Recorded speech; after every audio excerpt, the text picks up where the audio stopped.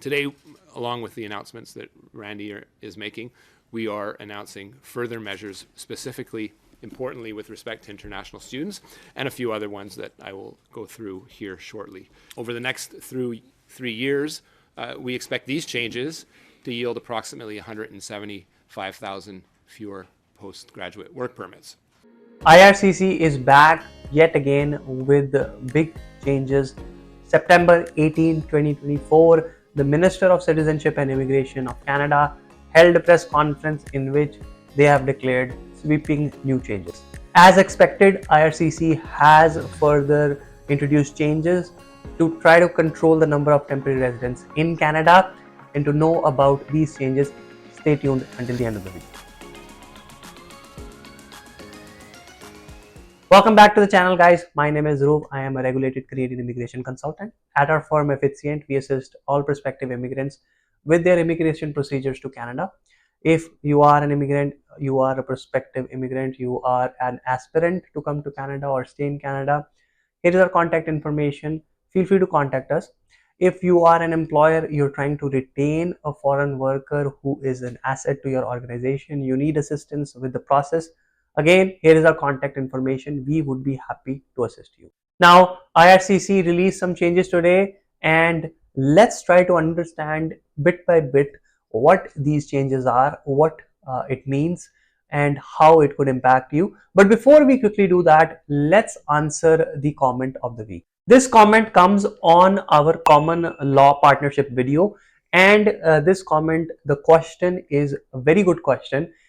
Do the 12 months need to be continuous, as in you have to live together, or can you go outside on trips, travel maybe with your partner or without your partner or not? A very good question. Let's find out the answer. The answer is yes, you can travel, you can go definitely on trips together. Also, you can separately travel.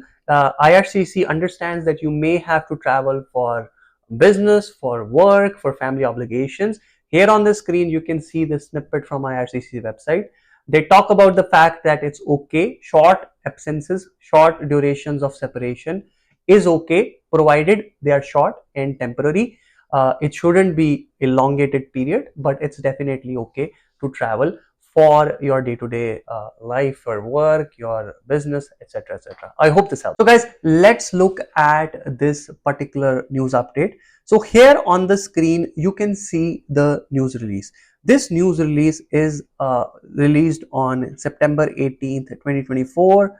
So this is very fresh, and it talks about strengthening the temporary residence program for sustainable volume. So guys, again, this is essentially in continuation of IRCC trying to reduce the number of temporary residents. Before, IRCC had acknowledged that number of temporary residents in Canada has increased a lot, be it international students, be it foreign workers, be it visitors in Canada, and now they want to bring it to a sustainable level. Now, whether we agree with it or not, is it based on facts, basis, or is an election stunt? That I would let you guys decide. You can comment and talk about it in the comment section of the video. But this is the stance of immigration at the moment. Canadian immigration is trying to reduce the volume of temporary residents. Partly they're trying to blame issues, economic, housing crisis on the immigrants. Again, not going to go into the details or go into and comment on the validity of those claims. That I would leave to the viewers to decide. Now, let's go over the main parts of this announcement. So in the introduction, it talks about Canada's commitment to foreign workers, or like to welcoming newcomers, and it talks about what Canada has done in the past earlier this year.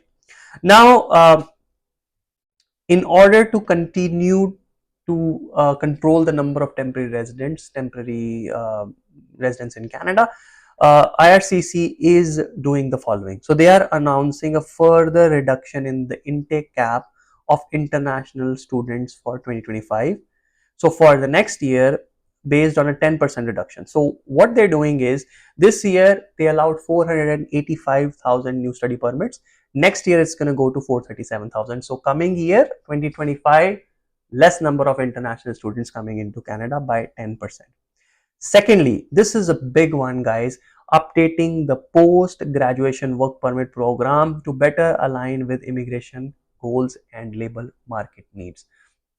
Now, this is huge. Currently, if you have done a qualifying program, you will get a PGWP, but IRCC is about to announce changes that not everyone may be able to get a PGWP. So we're going to go over the details in the video. So let's find out as we go through. Limiting work permit eligibility later this year to spouses of master's degree students to only those whose program is at least 16 months in duration. Another big one. Guys, earlier this year, IRCC was giving special privilege to master students whose program was even 8 months to give them a 3-year work permit.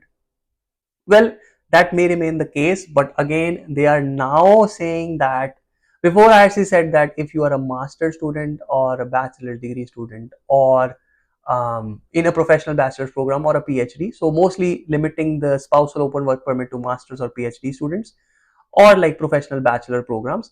Now they're saying that, even for masters, we are going to further restrict to the master students whose program is at least 16 months. So a lot of the folks were resorting to taking 1-year programs for masters to come to Canada and then bring their spouses along with. Now that ain't gonna work anymore. Limiting work permit eligibility later this year to the spouses of foreign workers management or professional occupation or in sector with labor shortages under the work permit program.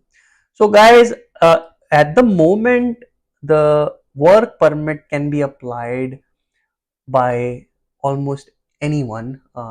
So if you are a foreign worker working in tier 0, 1, 2, 3, 4, 5, any high skilled or low skilled, you can get your spouse to apply for a work permit on the basis of your job and your work permit status. They are saying they're going to limit it. Not only limit it back to tier category 0, 1, 2, 3, but further limit it to workers in certain professions, certain occupations that are fulfilling certain labor shortages. This change is going to be huge. So not only the SOWP for spouses of students is going to be affected, the SOWP, the Spousal Open Work Permit for spouses of workers, is also going to be impacted. Then the next part of the announcement talks about asylum claims, and they're saying that Canada is experiencing a high volume of asylum claims, and to reduce this, they are implementing a partial visa requirement for Mexican nationals. So visa-free travel will have some changes. If you are a Mexican national and you are wanting to travel Canada, you'll see some changes coming in. Improving claims processing while maintaining fairness. So essentially now they want to essentially do more fair evaluation of claims and ensure the integrity is taken care of. Asylum program sees a lot of fake claims, a lot of fake documentation being submitted. Asylum is usually the last resort for folks, so they'll go to any length to kind of get their claim approved. So IRCC wants to crack down on that. Reviewing visa decision making so that our highly trained officers have the right tools to detect fraud and reduce the number of non-genuine visitors. Now guys, this is a huge point. This is essentially referring to making sure that the visa system, that is the tourist visa or study visa, is strengthened. The officers of IRCC have the right tools to be able to assess. This may include use of AI, the use of other specific tools that can help the officer detect fraud, detect issues. And if IRCC is planning on using AI, go check Convolve AI. They provide great solutions for AI services, be it based on natural language or based on vision-based system to assess documents for fraud. based on AI, a lot of this can be improved in terms of system integrity. So here is the contact information for Convolve AI. The last is exploring more measures to further strengthen visa integrity. So again, further measures, be it use of more technology. Again, a lot of things they are considering to further improve. Now, this essentially talks about, this concludes the announcement. However, now what are the facts that were specifically mentioned? Uh, the first is reduction of temporary residents from 6.5% of Canada's population to 5% in the 2025 to 2027 immigration level plan will be showcased. November 1st, 2024 is when they will release it, and that will showcase how they're gonna reduce the quotas to reduce the temporary resident population to 5%. Secondly, graduates from programs at public colleges will remain eligible for PGWP of up to 3 years if they graduate from a field of study linked to occupations in long-term shortage. This is a very big announcement. Now, currently, 2-year program, 3-year PGWP, 1+1, 3-year PGWP, master's program, 3-year PGWP. Does not matter if you studied humanities, does not matter if you studied business, does not matter if you studied trades, does not matter if you studied healthcare, does not matter if you studied IT or technology. 3 years was a guarantee. Now it's going to change to the field of study. If it's in one of those fields where there is a labor shortage, then only you'll get a 3-year work permit. This means all those programs these one-stop colleges were offering, which had no intrinsic value at all, they're all going to be impacted by this particular decision. As part of changes to the PGWP program, all applicants will be required to demonstrate a minimum language proficiency in French or English. This will increase their ability to transition to permanent residence and adapt to economic conditions. A level benchmark of 7 for university graduates and CLB 5 for college graduates will be required.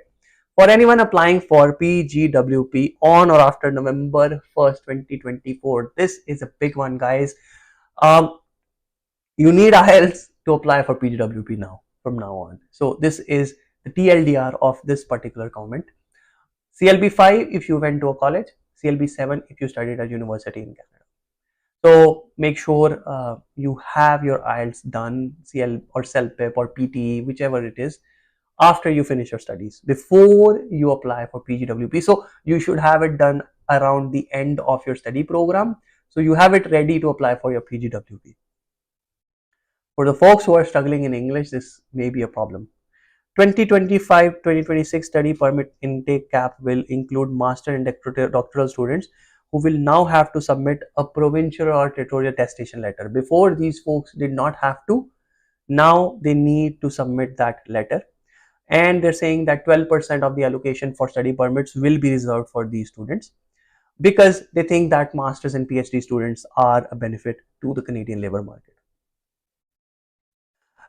Then IRCC talks about that already they have increased the proof of funds and GIC requirement to showcase the rising cost of living. Again, as we know, GIC went up from 10,000 to 20,000, so that's already done. So these are the big sweeping changes. The big one being this PGWP one, that you need to do the English exam, CLB 5 or CLB 7, based on what school you went to, what college or university you went to, and that not all graduates may get a 3-year. The 3-year may be only reserved for folks who studied in fields that have high labor shortage. Healthcare may be one, trades may be one. We'll find out more when instructions are released, but this is the scenario so far. So guys, that was the breakdown of the entire announcement. So IRCC has announced changes with regards to the PGWP program, with regards to the spousal open work permit. Very, very important changes have been announced. This will not only impact the spouses of students, will also impact spouses of temporary foreign workers. On top of that, they have announced changes to control the asylum and to reduce the number of study permits issued in 2025. If you are applying for PGWP November 1 or after, make sure you know about the new requirements. As those requirements come out, we will share what those changes are, how to make those applications. So stay tuned on this channel. Make sure you subscribe to the channel and hit that bell icon so you are notified about any of those updates that we are going to post in the coming weeks. That's it for this video, guys. Again, if you like this video, please hit the like button. Comment your questions in the channel. I try to answer them in subsequent weeks, or when I have a lot of good comments, then we try to make an FAQ video to answer all those questions. Once again, guys, subscribe to the channel and don't forget to hit the bell icon so you are notified about any new video that we upload. Thanks again for watching, and I'll see you in the next video.